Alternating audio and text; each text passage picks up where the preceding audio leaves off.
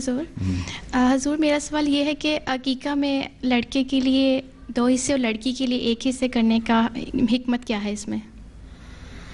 پھر تم کہو گے جداد میں 2 حصے لڑکے کو کیوں ہے لڑکی کو 1 کیوں ہے؟ ہیں اس لیے کہ لڑکے کو زیادہ کام کرنے پڑتے ہیں، اس کی قربانیاں اس کو بعد جا کے بھی دینی پڑتی ہیں بعض، شاید اس لیے ہو۔ تو آن صلی اللہ علیہ وسلم نے یہ فرمایا ہے، حکمت تو کہیں واضح نہیں ہوئی اتنی زیادہ، لیکن بار یہ فرمایا کہ لڑکی کا 1 حصہ، شاید اسی لیے کہ